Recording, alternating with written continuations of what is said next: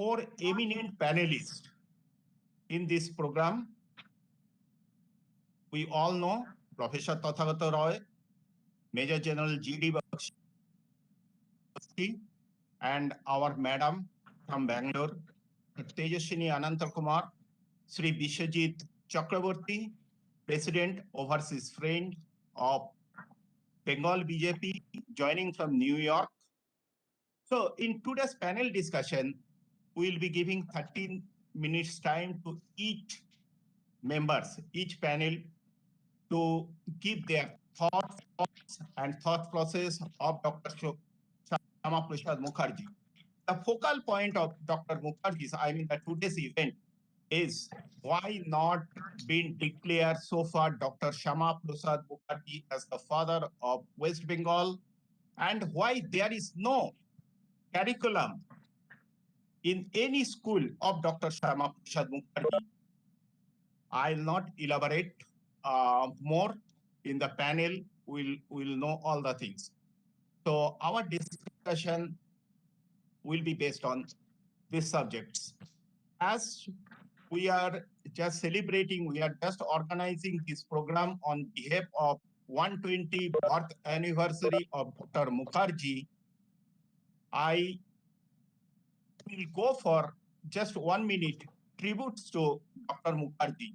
Essentially, the dignitaries, Tathagata, Tejaswini Madam, that Bishop Yoda, they should have been lighting the lamp, Bishwajit Da, but today we are doing it in the virtual, and for respect of time, we'll just stand up 1 minute and we'll pray to our great leader and great son of Bharat Mata to bless us.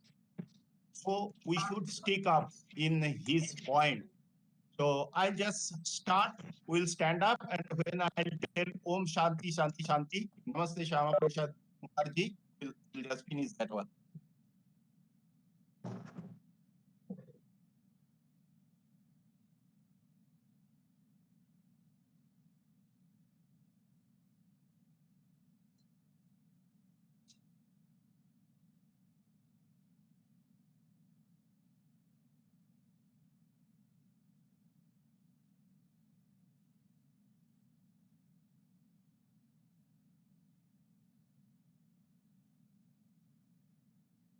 Om Shanti Shanti Shanti, Bharat Mata ki jai.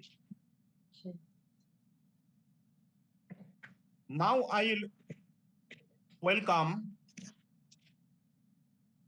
our West Bengal BJP's Vice President, Dr. Bishwapriya Rai Chaudhuri, to deliver his welcome speech. Bishwapriya Da, we need not to tell much, is Vice President and he is very loving. And one more Vice President also just now has entered. We'll give Parichai after some time to him also. Pratap Da also here. All of you definitely have seen both of them in the poster. So Bishwapriya Da, Baluda, you please start your welcome speech.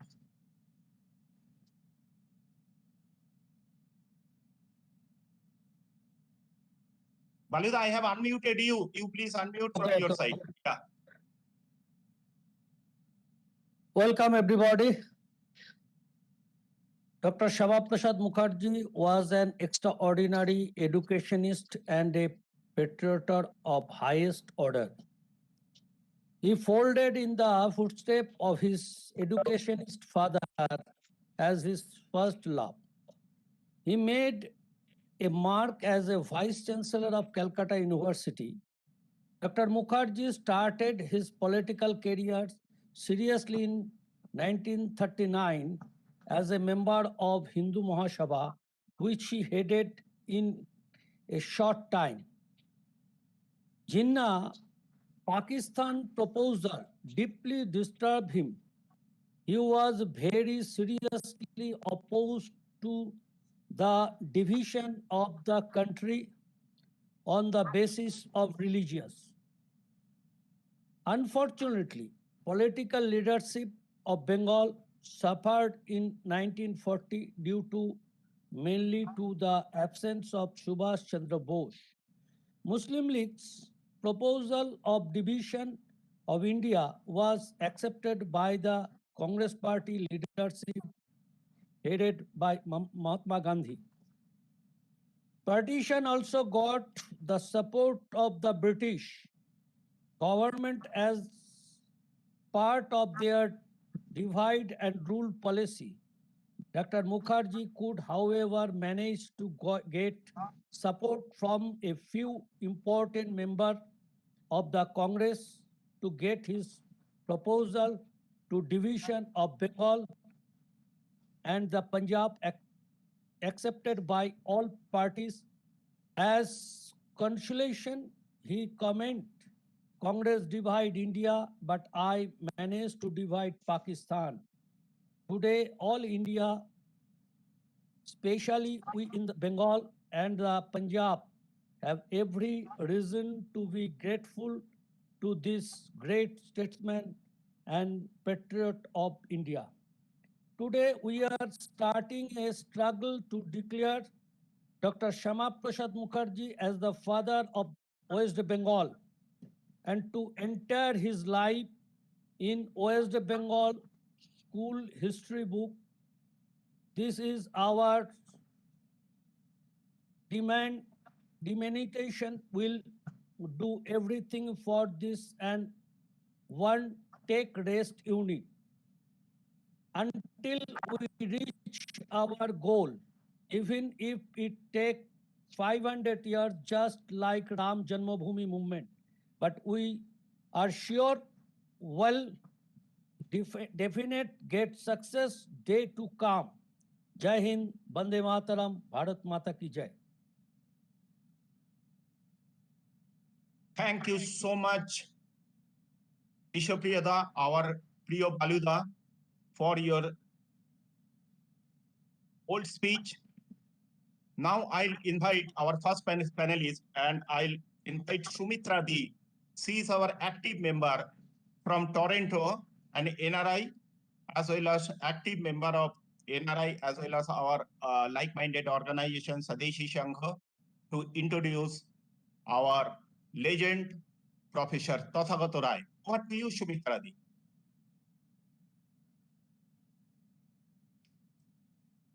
Just 1 second, I'll unmute her.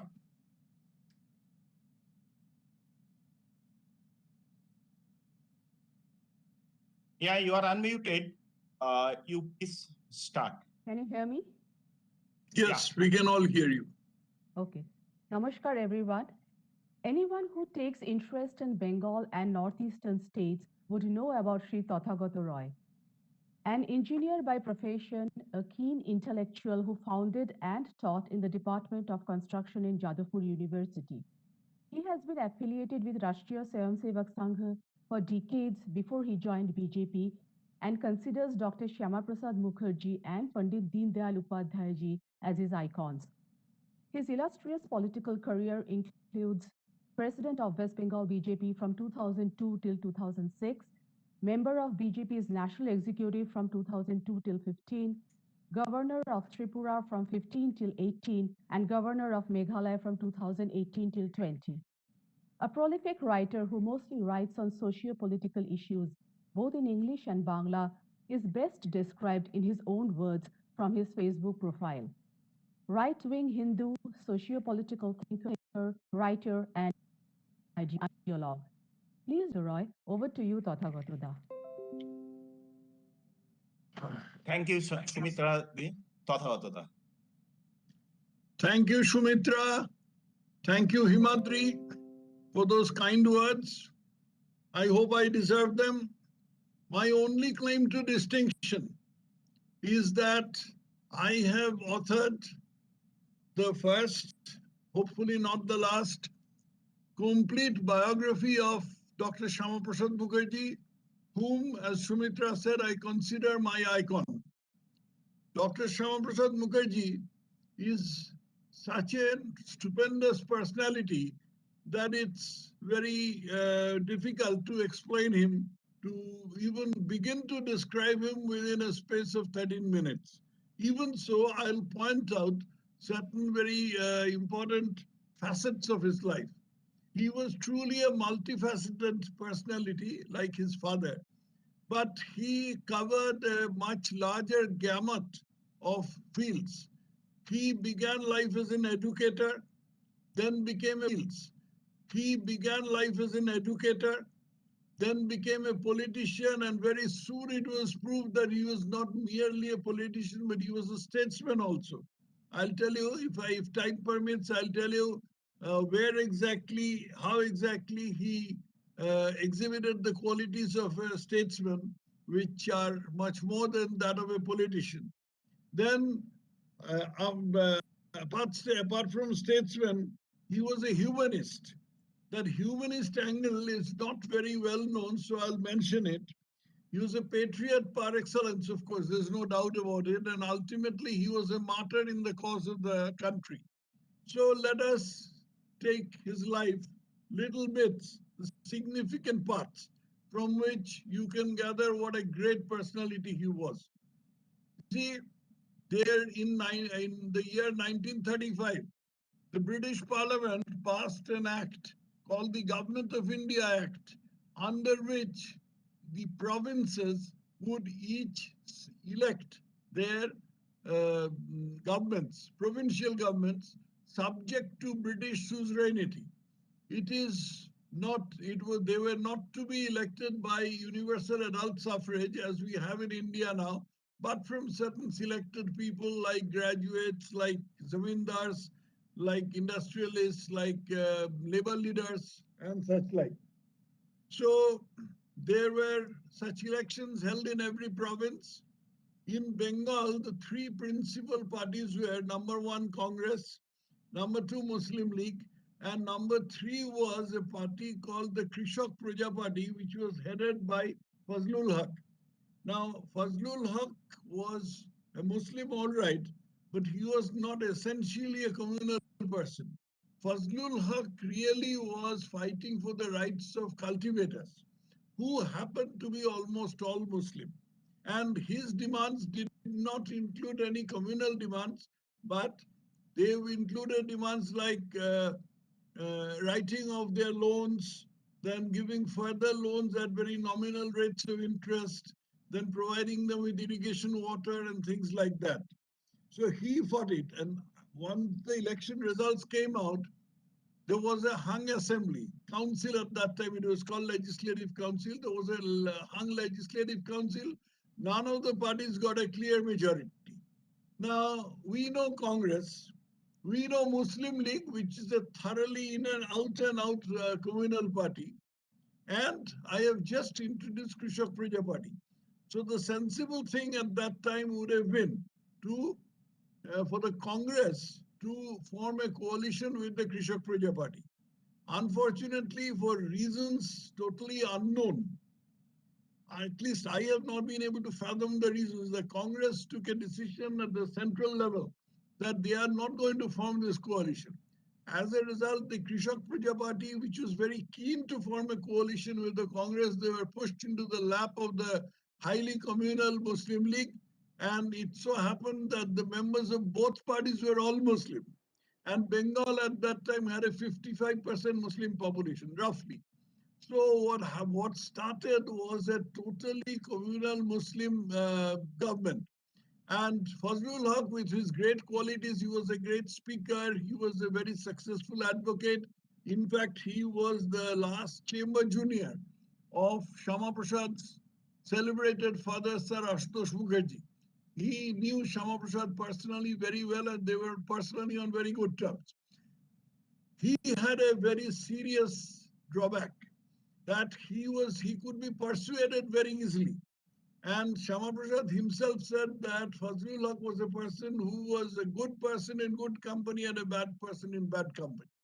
So what happened is that the Muslim League overshadowed him, with the result that he became completely in their clutches, and a totally communal Muslim period started in Bengal.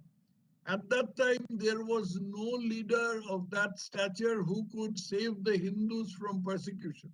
The Hindus and the physical persecution had not started, but Hindus were completely prevented from getting any government job, then otherwise getting a lot of privileges, all these things.